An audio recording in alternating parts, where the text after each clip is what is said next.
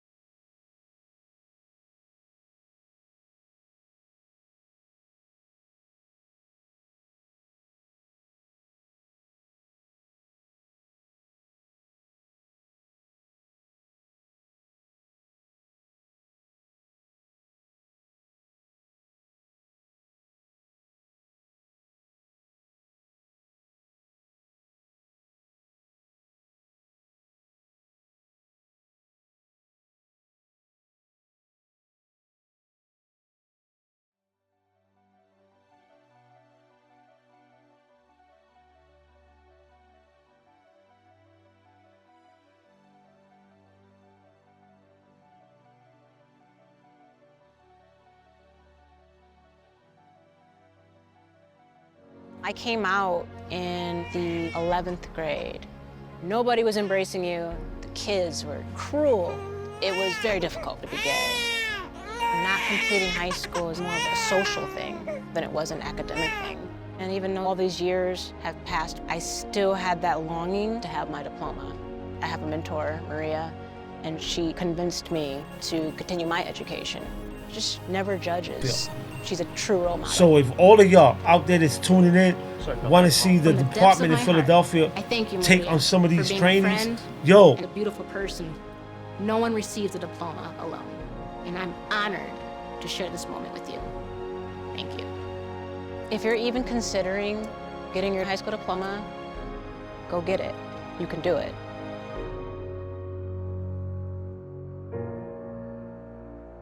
Find free adult education classes near you at finishyourdiploma.org.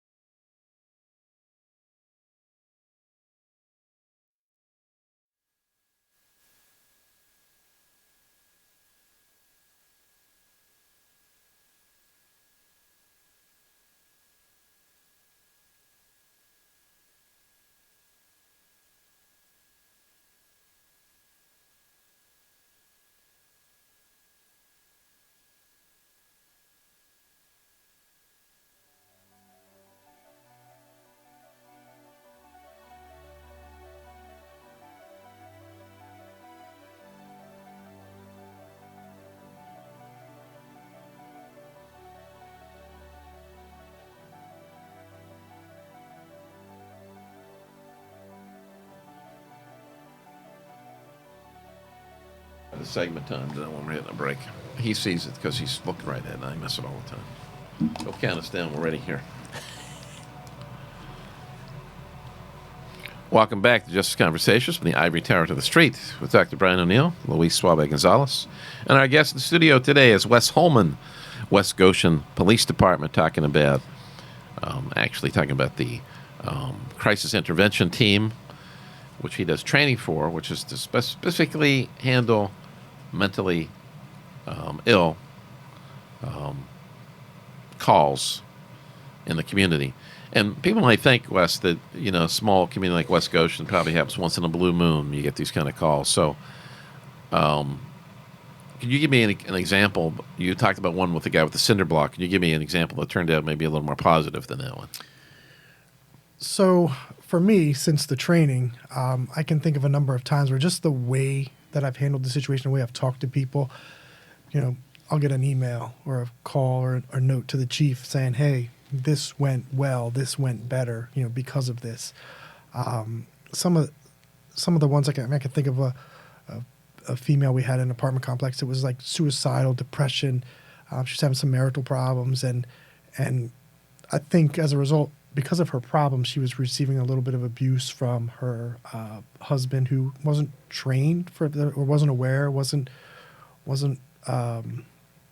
well versed on her issues. So I directed him toward NAMI, the National Alliance for Mental Illness. And there's a local branch right down the street from our police department. Directed him to them for a little bit of resources and help. And then you just had a conversation with her. And, a few days later, one of our officers went to her house for a different incident. And she said to him, hey, listen, like that cop, meaning myself, was like, wow, he really made a difference in my life. And like I go back to, that was just my training and what I was told to, what I learned to say and not say. And to understand the problem and not judge the person for it, but explain some of the issues that were going on as a result of her mental illness and not perhaps, just her as a human being.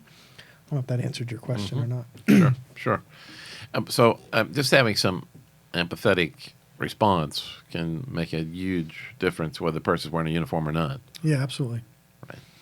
And to not, it's so, in our line of work, law enforcement, and it's so easy to just, oh, here we go, it's another this, another that. And one of the training pieces of training is like, listen, even if it's the same person, you've been to their house 100 times, this 101st time, like, you have the opportunity to make a difference, and you can't, judge them by those last 100 interactions. Every interaction is new, every interaction is different. To be, open-minded and non-judgmental, and to push that into law enforcement, it's difficult, But with the training, you see it. I see guys that are more open-minded and a little bit more willing to understand and listen. And I always tell them, like, hey, it'll only take you 5 more minutes and we won't ever be back here, right? 5 more minutes, understand the issue, instead of like we're always trying to clear the call and go to the next one. And that through the CIT training has been huge to just open up those doors and open some conversations with people, and encouraging officers to follow up a little bit, like, hey, last week you dealt with so-and-so, why don't you go just see how they're doing? Sure. And that's been huge. I think introducing the idea really early for people interested in law enforcement is important, because I deal with a lot of students in my job, and a lot of them want to become police officers, and they never even visualize or imagine this being a component of their job. Right. It's like, I'm going to go arrest bad guys. Yeah. They have this very black and white view of the world, and not even thinking there'll be a mental health service provider as a big part of their job. And I think out of the gate, they need to know that's going to be one of their responsibilities. Yeah, that's one of the things when I became a police officer. I was like, oh yeah, I was just going to go out and arrest people, and it's so much not that. Like, Right. It's so much more just open-minded, understanding. I mean, fixing overflowing toilets or talking to someone about a mental illness. I mean, it's so much other than what you see on TV. To get those half-hour episodes of live PD or cops or whatever.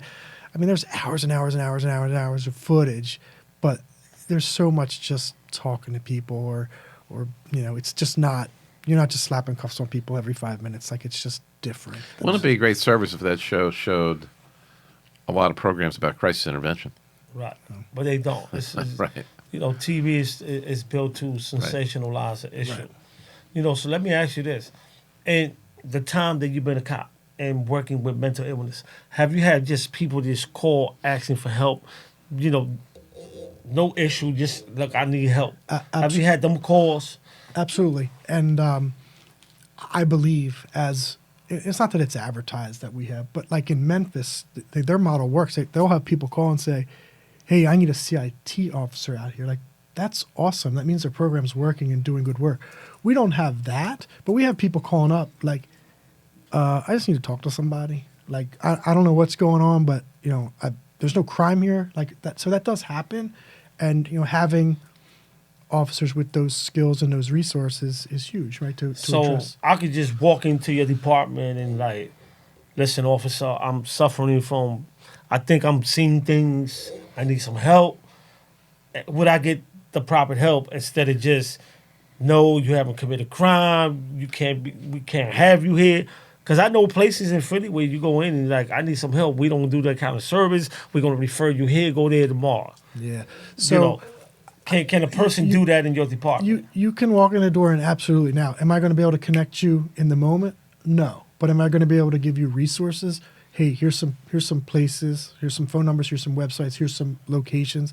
Absolutely. And that's part of the CIT training, is to have those resources, to have those officers know what and where those resources are and available, and what, even some of them, like their hours, or, hey, you having a substance abuse issue, don't even bother calling these people because they're not going to deal with you. Call these people, whatever that is. So to be able to fine tune those things, absolutely. And that's a piece of the training in the program. And has this training, in your opinion, have made policing for you personally much easier, or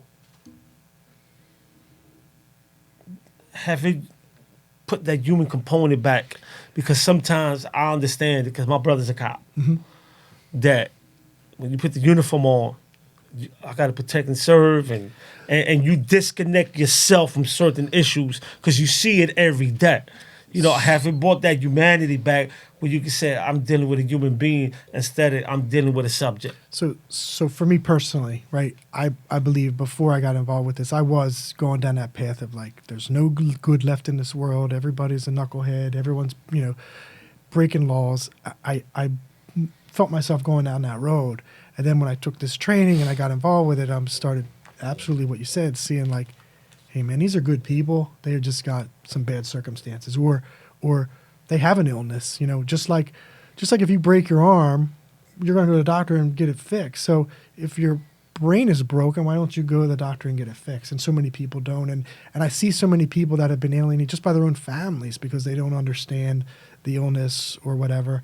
And just get over it, suck it up, whatever it is. And to be able to relate to that. And yes, absolutely. I mean, for me, myself, it is, just how I view people in general has changed. That. And for example, when you arrest a subject that you know suffering from mental illness, do y'all work with the family or encourage the family to seek help or, put resources in the family? Because sometimes the family don't know how to deal with a person. Well, and that's a funny thing. Like, here's something I didn't know about before CI teaching was like NAMI, right? Like, there is help some for people with mental illness, but man, outside of them, like their family or their loved ones that are affected by it, because they're affected by it too. So like learning about NAMI and learning about other resources to give to the families and say, hey, listen, your loved one has this, but you need help too to help support them or help support yourself. So here again, right through those programs, through the training, learning those and being able to dispatch those resources to those people is absolutely a piece of it. And does it always work? No, but has it worked? Absolutely. And so we have to look at that. Like if we're helping people, if we're helping families, there's people that were frequent flyers, all the time, and then connect them to the right resources, and like you don't hear from them anymore. And that, to me, that's a good thing, because things are working. They've been connected to the right resources or the right persons or whatever that is.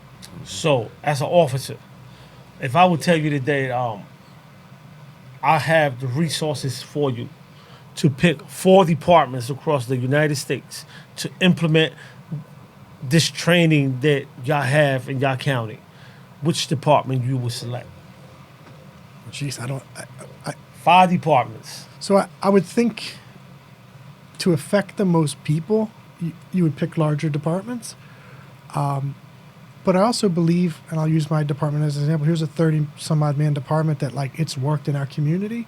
So somehow we'd have to do some kind of analysis to say, like, where is this a problem? Like, where is there the disconnect between the community and the police department? And this would be a huge way to bridge that gap and bring them back together. So specifically, I don't know. But I got another question, right? But you probably know the answer to this. And how long you been an officer? 18 years. 18 years. In your 18 years in law enforcement, have you witnessed or seen other officers that suffer from mental illness? Oh, absolutely. They have the uniform on. Absolutely. And I asked you that question because as we see all these shootings across the United States, I wonder if some of them officers themselves suffer from mental illness. So I can actually speak to that, right? We, first responders, not just law enforcement, but law enforcement, I don't know the exact numbers here, but 3 to 5 times more prevalent depression, PTSD, like 30 times more chance of having than general public. I mean, there's all of those things. And listen, now they're driving around, alone on a midnight shift, suffering from whatever they're suffering, probably not sleeping right, probably not eating right. So all of those things affect that. So absolutely, just because you're a police officer or whatever you are, doesn't mean you're immune or exempt, right? 25% of the adult population in the U.S. have diagnosed with mental illness. So just law enforcement come from that same group of people. So absolutely. Substance abuse issues higher than the general public in first responders, law enforcement specifically. So now, yeah, Mike, it's a problem. Is it a barrier to seek help if you're a law enforcement officer thinking it might jeopardize your job? Absolutely. There's a huge stigma associated with one. They're going to put me on the rubber bullet squad, right? Or and then to be seen weak, one, amongst your peers, and then 2, to the public. Like, last week this guy was out here, saving me, and now he's getting treatment for this, whatever. So it's a huge problem in that, and to admit that there's an issue. Because you hear the same thing about military personnel, being afraid to seek help because it'll jeopardize their job. Yeah, but at the same time, I think that the hires, the chief, the commanders, if they recognize that, they should intervene, because not intervening, you putting people in danger, because that same officer could be called on a call with somebody that's suffering from mental illness, right, and now he don't know how to handle it, and the only way to handle it is I'm gonna shoot this guy. Well, and that is true. I believe it's just like everything else, right? Like there are departments and cultures where the top person is on it and taking care of it. But there's so much old school, suck it up, get over it. I didn't need that when I was in your shoes. There's so much of that in our culture. And you brought it up, like I'm a member of our critical incident stress management and peer support team, and we're starting to address those things: law enforcement suicides, first responders suicide, mental illness in first responders and law enforcement. And my chief is a huge proponent and supporter of it. He's going to retire here in another year, and I don't know how much support I'm going to have from those that take over, right? So it'll be interesting to see. But it has to start at the top, and it has to trickle down. And first frontline supervisors, sergeants, all those guys have to be on board, or it's a problem. And like you said, it could be deadly. It could be deadly to someone else. So you listening to a Justice Conversation on Usala Radio. We're talking about mental health and policing in our community, and how can we all come together and address this issue. We got to go on a commercial break.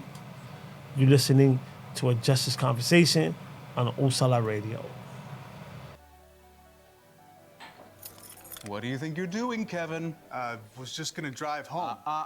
There are several warning signs present that you shouldn't be driving. Like hearing voices? Like your text-to-emoji ratio? Oh man, the selfies. Selfie, nailed it. We all have warning signs that let us know that we're probably not okay to drive. Mine is pretending to be your subconscious. Craig, come on man, let's put a ride home.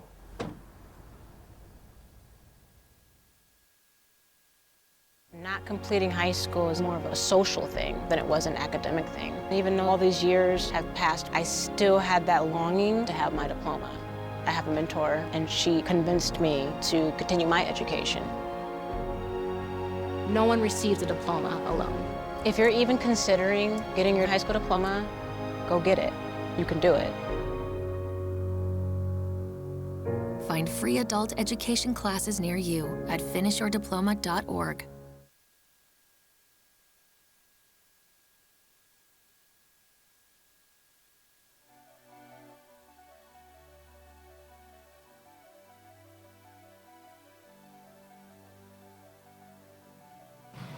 Welcome back to Justice Conversations from the Ivory Tower of the Street. Dr. Brian O'Neill, Luis Suave Gonzalez, and our guest in the studio, Wes Holman of the West Goshen Police Department. And I also wanted to mention we're sponsored by Westchester University, and they help bring you this program. And so talking about, Wes, about this whole barrier toward officers showing empathy, and how maintaining that very tough facade, how do we teach people that empathy is socially acceptable, that it's actually a very important requirement to make your job easier, and you'll probably last longer and be happier at the job if you have the ability to do that? Yeah, so how do we teach it? Right. I wish I knew the answer. I mean, I think you have to make it, you have to break the old time culture, the old time thinking of, macho Superman, handle everything. But you have to make it like it's okay to be a human being, and yes, you're a human being first, and then you're a law enforcement second. Some of these guys become their job, and you have to step aside from that and just realize that you're a human being, and your brain is only designed and can handle so much stuff before things start to go wrong. And to educate people, I believe just awareness and education would be the start, and then making services available. I believe they have to be discreet and anonymous and confidential, because clearly to break that barrier, you gotta create these programs. That's why peer-to-peer stuff is huge, I believe, because they're more likely to talk to me, boots on the ground guy, than the chief or somebody else at brass, where it could potentially affect their career or their standing in the department or whatever. So, implementation of peer-to-peer programs, anonymity, right, whatever the word, right, however you say that, and access to those things, and sure. and departments like, fortunately for mine, where my chief supports me in my endeavors to do those things. Like, we need more chiefs and departments that are willing to give officers the resources to be a peer, to help other peers, that kind of thing. Mm-hmm. So there's no one answer, maybe. Sure. And I think training is, we talked about the academy training and real life versus what happens once you leave the academy. And it's great to be able to shoot a gun and drive evasively and some of the stuff they teach you, but you're not going to be using those skills nearly as much as somebody you show up for domestic violence and there's suicidal threats being made. Right. And officers don't leave the academy with that skill. Like, it's a learn by the seat of your pants thing, and or attending some other formal trainings along the way. But it is more. You're more likely to end up in that situation where someone wants to hurt themselves than hurt someone else. Or, most people with mental illness, like, they may appear, dangerous or threat, but they're generally more of a threat to themselves than you or other people. And that comes with training. That comes with some of it's just plain experience and being out there and seeing that. And from my training, I learned, like, hey, this he doesn't want to hurt me. And just being able to de-escalate them, verbally de-escalate them, and then just get to the root of the problem so many times. But you have to have that going. If I didn't know that going into it, if I didn't have that training, like, could have gone a couple times. I believe things could have gone differently. Right. So training is an awareness is key. They talk about suicide by cop also. Right. Right. That was my question I was going to ask. Go ahead. You take it. Well, what advice do you have for families that call cops for situations when they loved one is suffering from some mental illness and acting out? And what would you tell that family to communicate to the officers when they arrive, so the officers would know? Because often officers arrive, they're not being told, they're just being told what they told on the radio. Somebody's acting crazy. We need somebody out here. So information is always power. As much as they know, say, hey, this is my brother or whatever. I believe he has this, or he just took this drug. He has these. If he has this illness, because all that information is power. Is it new? Is this behavior new? Is this behavior out of the blue? Has it been escalating? Like, a lot of times we'll find, for the last week or two, it's been getting to this point, and now they can no longer handle it. Well, that's a thing with mental illness. Like, it's been escalating, it's been building. So information's power. I think that's a huge thing.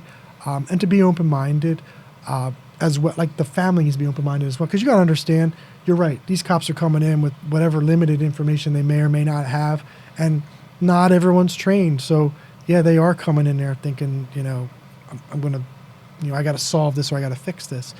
But, presenting it in a manner, it shouldn't be their responsibility as a family member to present it in a manner that police officer understands. But let's be honest, they're just like I said earlier, they're human beings that make mistakes too. So in a calm, cool way, say, hey, listen, this is my brother. He's got PTSD, he's got social depression, anxiety, whatever it is. And letting that know, hey, there are no weapons in the house. He doesn't have access to a firearm.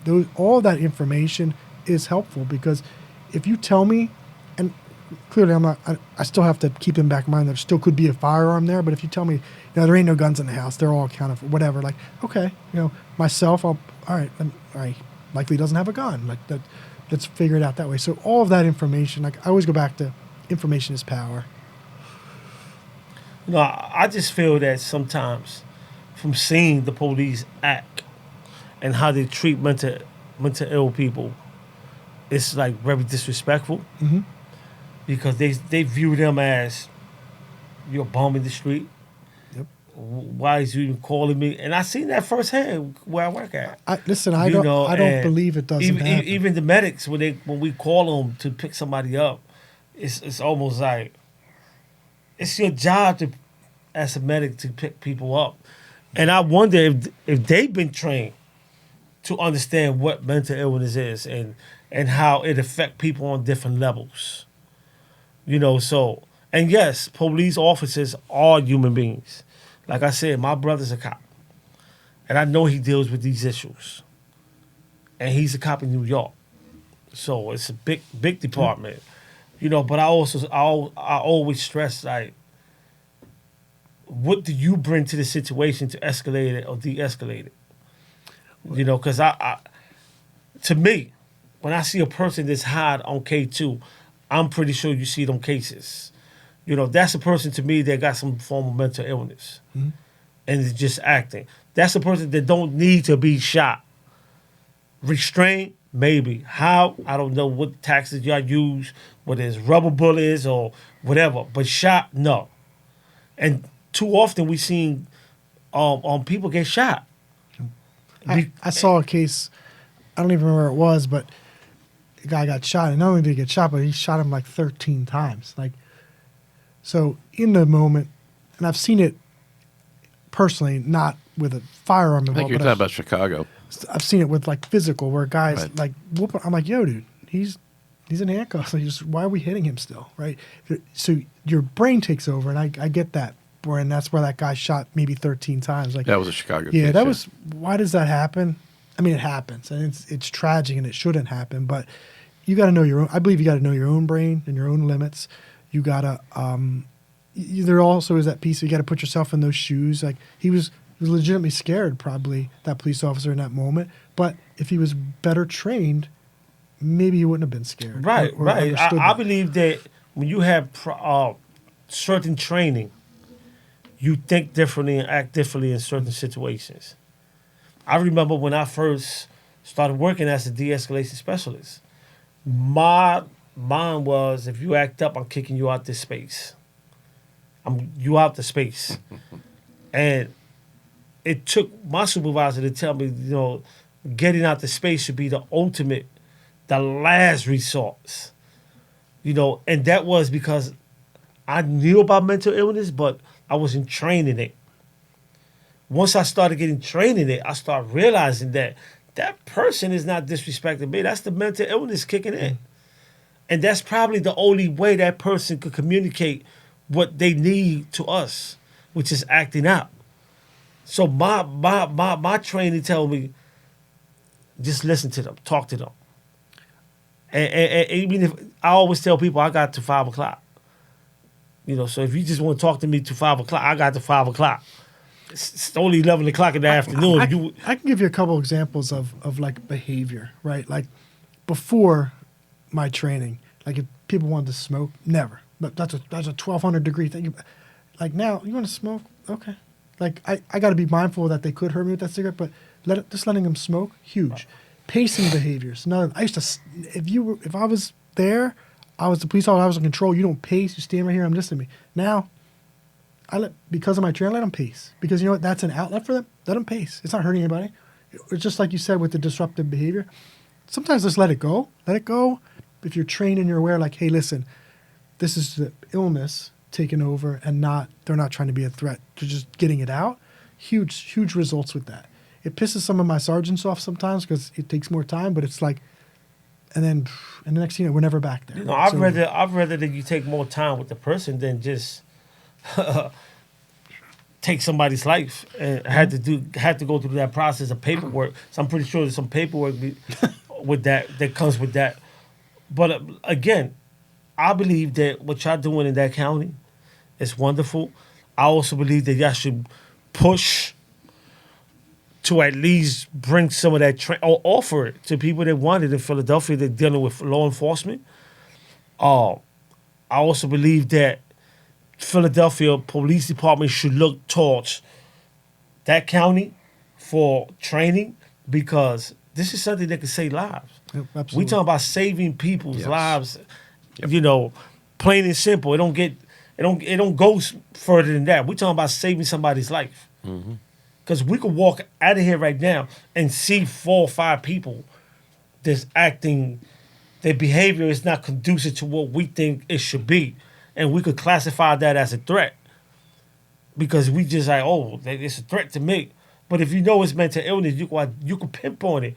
You kind of could tell, like, okay, this person is, like you said, it's not a threat to me or anybody else. So I'm going to get ahead. You can pace, you can smoke a cigarette. And deal with the situation. That's right. But you have to be trained. And I think that the Philadelphia Police Department need this training. I know some of y'all watching, Commissioner Outlaw, you should look towards what county? Chester County. Chester County, Officer West, for this training. It would save some lives in Philadelphia. Yeah, it's funny you mentioned the thing like smoking. That was the whole incident with Sandra Bland. You remember the case where it was a very minimal traffic stop for taillight being out, and became confrontational very quickly when he ordered her to stop smoking. And she wouldn't. And then he ordered out of the car, and then he's threatening to tase her. And all this stuff, and she ended up committing suicide in a prison cell. And none of that stuff had to happen, none of it. It all escalated from that power. It was a power thing, is what it really came down to. Absolutely. Yeah. That job does this to these guys too, I believe. Like it just over time, I don't want to say they forget where they came from, but things that they go through, things that they experience, and it becomes a power thing. And listen, there's people that get into law enforcement because it is a power thing. Right. And that comes down to screening and sure. Y'all listening to a Justice Conversation, Officer West from Westchester Police Department. This is a real conversation we're having about mental illness on Usala Radio. We'll probably have one more segment.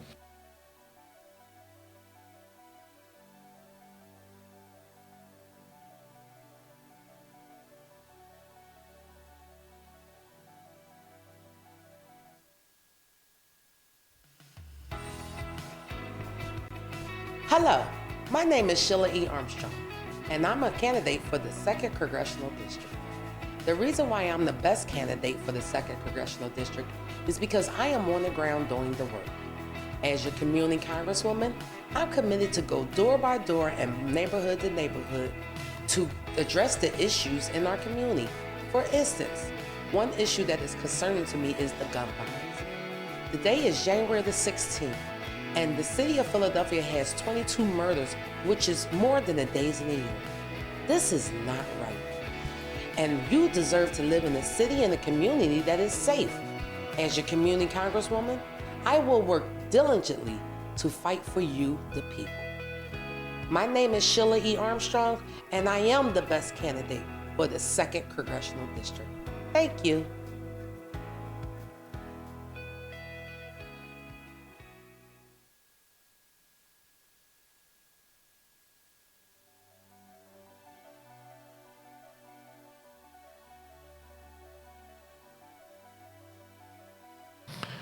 Welcome back to Just Conversations, brought to you by Westchester University. We're here with Wes Holman, West Goshen Police Department, talking about mental health and policing, along with my co-host, of course, Luis Suave Gonzalez. I'm Brian O'Neill. And talking about how police officers, it's a very difficult job. You get a lot of abuse, there's a lot of thanklessness, and sometimes that can build up to some very angry flash responses. Sometimes you don't even know what's coming. So it'd be more healthy if we could find outlets for some of this frustration and little increments. I don't know, therapeutic groups, I don't know, it never worked, but something whereby officers could express these frustrations as a means of getting them out. Because it is a very thankless job in many respects. And I think it hits people hit a low fuse and they blow up. I think that's what happens sometimes. Yeah, absolutely. So do you think there's any method by which we could have a mechanism of diffusing before things get to that point? So I think there's this whole piece of resiliency training. And right. A piece of that, there's so many pieces of it, but a piece of that's like self-awareness, right? Just being able to look at the mirror, and I could take myself back a few years ago, like just looking in the mirror and going like, this isn't who you want to be, right? And changing that and making things to correct that. But then practicing like simple things in your daily life, gratitude, what's your why, all of those things, and building resiliency training to deal with it and not just let it bottle, boom. And that's where the peer support's a huge thing too. Just being able to be had. A lot of times in my role as a peer support, like guys will just tell me this whole thing and I'll go, yeah, that really sucks, right? And it's just that simple. And they're like, yeah. And it's just, they said it and all of a sudden they're packing it up and moving on. So to have those outlets is huge. Yes. Sure. So we almost done with the show. and this is a conversation that I would love to keep going on, right? As a police officer, what would you suggest to people that suffer mental illness but still understand what a police officer is, or understand they're not all the way out, but they suffer from some form of mental illness that perhaps could be triggered when they see the uniform. What would you say to them people when they come in contact with the police? Well, so I think the system, whatever the system is, I think the system is broken in the fact that, I'll just use my county, Chester County. Like if you're in full crisis, immediate threat to self-harm, it's like there's things we can do for you. But man, there's so many people that live in this vacuum of between healthy and full crisis. I think a lot of people in the world just live in that vacuum, and there's no resources for those people to be like, hey, you have this, you're not in crisis, but you're not healthy. Man, there's a huge gap and broken piece in there. And I believe people, so I'll go back to like, what can people do? So people, if they're aware, like, yes, I suffer from whatever, and in that moment, maybe they are, because I get it, people don't like cops generally, right? Like I get that. Or they've been treated bad. I would say the same thing that I'm trying to do when I go and say, I've been to your house 100 times, and this 101st time is for me is a starting over. Every time I go, there's a new incident. I believe they have to have that same approach. Like, just because 100 other cops you dealt with were knuckleheads or treated you bad, doesn't mean I'm that guy. And then also to be like, hey, listen, I know I'm not right. I have this illness. Like I need help, or it's affecting me, or it's making me do this. How can you, meaning the police, saying to them, like, how can you help me? I think that's a huge thing, just being open and honest about it. And it's a two-way conversation. I mean, we need training and awareness, but I believe people with mental illness need to take the same approach that we do, like a little bit open-minded, like, I'm not going to treat you like a jerk. And I've said that to people before. Like, I don't know how those other guys talk to you, but this is Wes talking to you. Like, let me get you some help. Let's figure this out together. And a team approach works. But I believe people on the other side of the street have to be open as well. Like, just because I show up with a badge and a gun doesn't mean I'm going to treat you bad. And I get it. It happens. It's happened. I mean, but that's because of the culture. That's because of the history that, and I'm talking about specifically in minority communities. Right. Our experience with police officers most of the time has never been one where you want to help us. It's always get against the wall. Before I even talk to you, I want to cuff you up without even being charged with anything. And that leave a bad taste. Oh no, and I get it. And that doesn't go away. I mean, not too long ago, I got pulled over walking downtown, coming out 2:00 in the morning, going back home. Like, what is you doing around here? I work here. Why should I have to tell you when I'm walking down Center City, I work here? What did I do? Well, do I look like a suspect? That's the question. Do I look like a suspect or something? No, you look, what do I look like? Yeah. And that's because my hoodie and my Yankee hat, and if I ain't know better, that would leave a bad taste. But I do understand that sometimes they got the police, they got to protect, but there's a way to do it. And most of the time when the police get caught in our neighborhoods, some shit going down. Excuse my language. Something is going down, right? Meaning that they're coming in there and somebody probably gonna get shot. And I used to always tell people in my neighborhood, if you don't want your son to get shot when he's high on drugs, do not call the police. Because they're going to come in here because they deal with the cases all day long, especially in Kensington. Right. We see that all day long. They probably working a double shift. They're going to come in here. There's only one way this thing going to end. Either you're going to jail or you're going to get shot. Because when you high on drugs, you're not rational. So you're doing things that can be taken as a threat to somebody else. Sure. And that's the relationship that we have with the police. Perhaps if we had somebody to come in and say, hold up, what is he hide on? Back up. I got this. Let me talk to him. Maybe the relationship between the community and the police were better.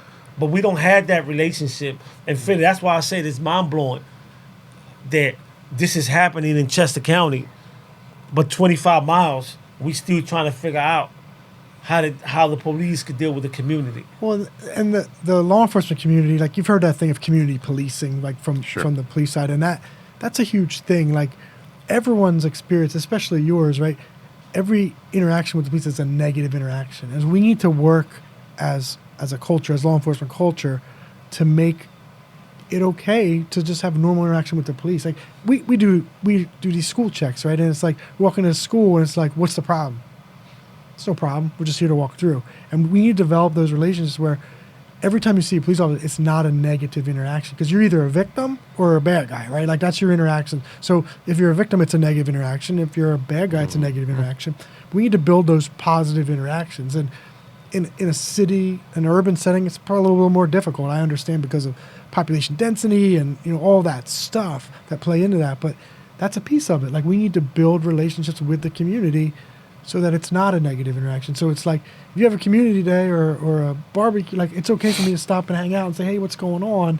Just checking in, and not because get up against the wall, what are you doing here, blah, blah, blah. Right.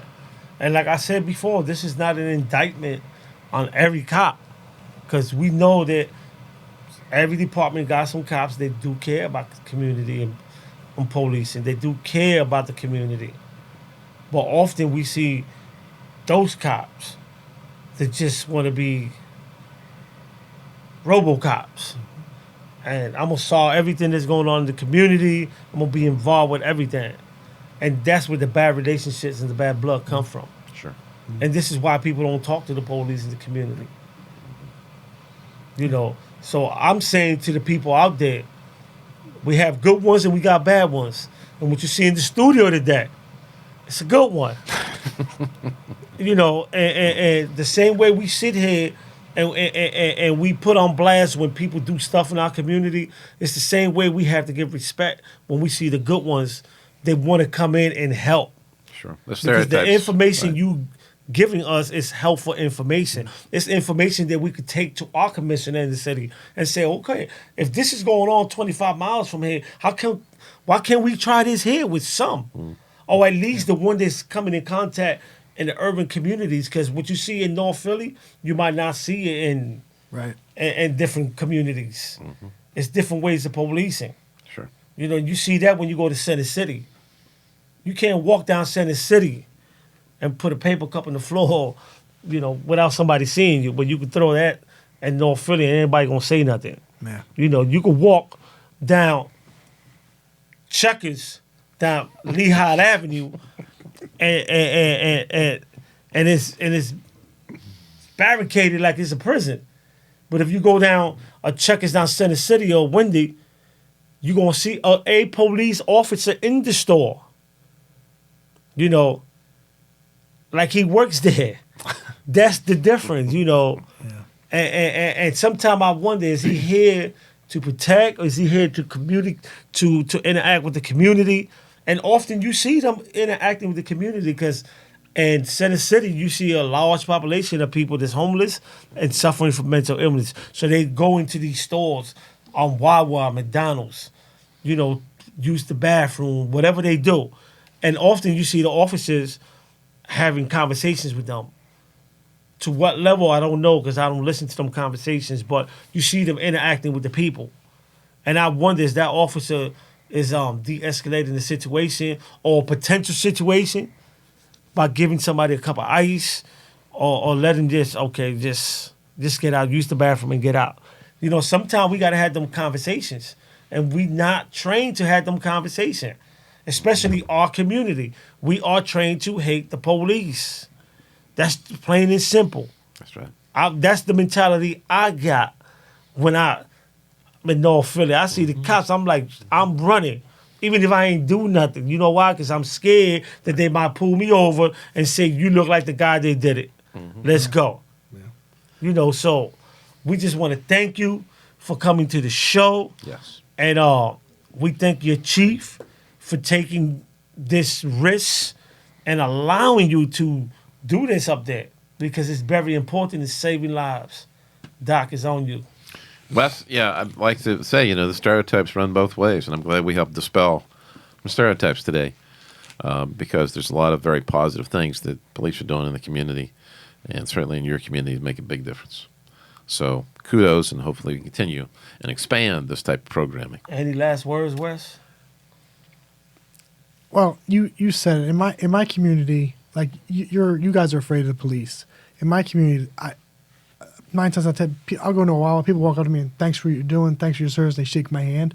I can't imagine that happens here in Philly, and I understand why. But like, we need to fix that, right? Or that needs to be fixed. So, any last words in case your chief is watching this, or see it on YouTube, Facebook? You know, this is your chance. Thanks for having me. Hey, listen, man. We see y'all next week. Y'all listening to a Justice Conversation on Usala Radio. If y'all need help, get the mental health hotline. It's out there. Come to Broad Street Ministry. We're willing to help you at any time of the day. Y'all listening to a Justice Conversation on Usala Radio. Our show is sponsored by who, Doc? Westchester University. Yes. Yes. And if you heard it here first, you know it's official. Thanks for Dylan, our producer. Music is by Moby. Thanks again to Officer Holman. See you next week.